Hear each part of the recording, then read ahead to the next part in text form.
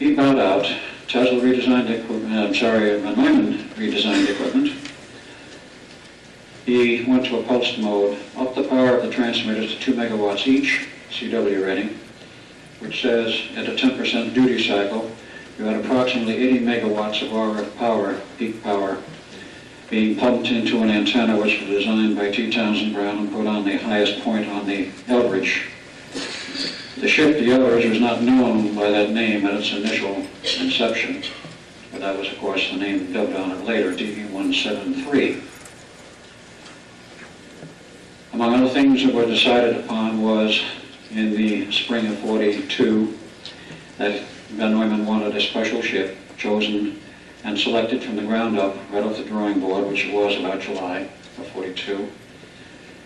And which would be specially outfitted for this experiment. They had 2 very large generators at 75 kVA each to be put in a hold, so they left number 2 gun turret unfinished and dropped them in there, mounted them up down below, and then slid into the final resting place. Also a very large diesel electric generator to power this equipment, about 8 megawatts worth. Rather large. They needed a ship of sufficient size, but they didn't want something the size of a battleship. They wanted something straight off the waves. They also decided to have a special, selected, trained volunteer crew. So the crew went out in the Navy, and some 33 volunteered. They were trained between September and December of '42, were ready after that point. And strangely enough, who was the head of the class, if you will, the schoolmaster, my father. Her pictures still are retained of this, and it's part of my slideshow, which I do during the workshop. So things went on. The ship was launched, went into dry dock, and all the equipment was installed, and it went to dockside in the Philadelphia Navy Yard, and in '43 they started equipment tests. About March of '43, Van Neumann also became shaky and decided it was a personnel problem. There would be one. We insisted. We finally agreed. Tried to make some corrections to the equipment. Was unsuccessful with a 3rd generator, and went back to the original approach in June of '43 with some complications. But we were ready for the actual test come July. The test date was chosen, 20 July '43. It was pushed to 22 July. At that date, all the personnel involved, my brother and I, were chosen to run the equipment. And I presume that wasn't decided from the beginning. And we were in a special hold with the ship to run all the equipment. Now understand, in those days there were no computers, so everything had to be run by hand or some type of very exotic electric relay. They chose the former approach, personnel running the equipment. In that morning, we were out on station in Philadelphia Harbor. The order came by radio at 1000 hours, proceed with the test.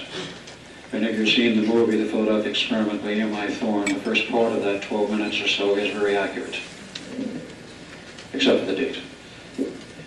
So all the equipment was turned on, and for about 15 to 20 minutes from the observer ships, especially one carrier, with Dr. Van Neumann on board and his assistants, the ship became optically and radar invisible. Remember, in 1940, there was no concern about radar. We didn't have any decent radar then, but by '43, under pressure war development, we had excellent radar.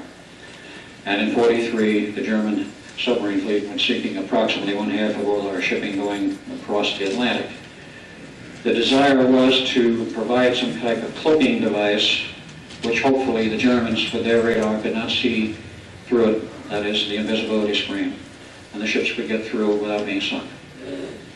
The test was completely successful so far as the hardware was concerned. After 20 minutes, the order came, returned to dockside, which we did, and then they found they had a problem. The personnel who were deliberately stationed on deck as part of the test were running around, nauseous, totally out of it, wandering and absolutely bewildered and ill. So the Navy pulled the crew off, said they'd give us a new crew, and Van Neumann then knew we had a serious problem, as the rest of us did. Those below decks were not affected because they were shielded by the steel. So he decided he had to do something. He went to the Navy for more time, and they told him, no way. We're giving you a final drop-dead date of the 12th of August, 1943. Complete your test by then or forget it.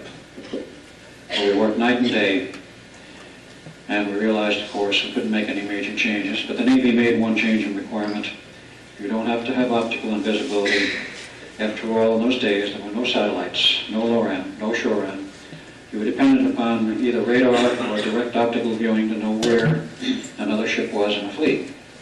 So they relaxed the requirement. Didn't know a thing. So we were all a bit ready and a bit apprehensive on the morning of the 12th of August, 43. Went out on station. 900 hours came the order, turn on the equipment, which we did. For the first 60 or 70 seconds, to an outside observer, and there were 3 observing ships at that trip, at that point, a carrier, a smaller ship, and a merchant marine ship known as the SS Friaseth. It appeared to be very successful. You could see the ship through a haze, a greenish haze, but it was invisible on radar. And after about 70 seconds, there was a flash of blue light, and the ship vanished totally, right out of the harbor, gone. There was absolute pandemonium and panic among the Navy ranks and by Dr. Van Neumann. He could not contact the ship by radio at all. About 4 hours later, the ship returns to the harbor in the same location where it had been, and they immediately spotted through the binoculars that there was something wrong. Part of the mast was broken off and missing. There was some superficial structure damage, and nobody responded to the radio. To send a launch out for seeing what was wrong. They found out as soon as they boarded the ship what was wrong. You had 2 sailors dying in the deck, embedded in the steel, 2 in the bulkheads embedded in the steel, the 5th man with his hand embedded in the steel bulkhead. He lived, put his hand off, gave him an artificial hand later. And of those who were on deck, some were missing, others were wandering around in a complete state of mental hysteria, insanity in plain language. They were removed to the funny farms where they lived out their lives, which wasn't very long in most cases. Those below decks were essentially unharmed, except for one man who did the invisibility number periodically. But of course, they had to put another crew on board the ship to bring it back. It was otherwise undamaged. Brought it back to dockside with 4 days of inquiry, what went wrong. I was there to give my testimony, but my brother Duncan was not. He was missing, insofar as the 1943 Navy personnel were concerned. Now, what happened so far as we were concerned?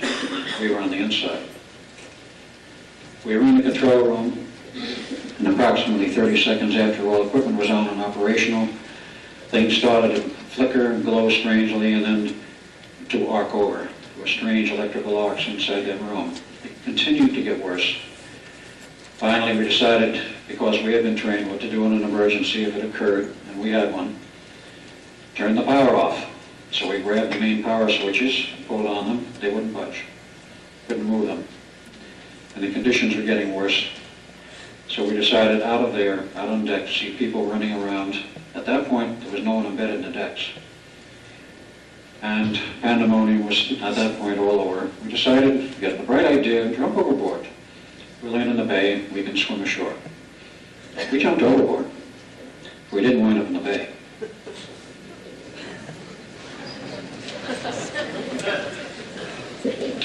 We wound up standing on dry land in the inside perimeter of a military installation, which we later found out was Montauk, Long Island, at approximately 2 a.m. in the morning. It was dark. Suddenly there was a bright light overhead, a spotlight, well, a powerful searchlight on a helicopter.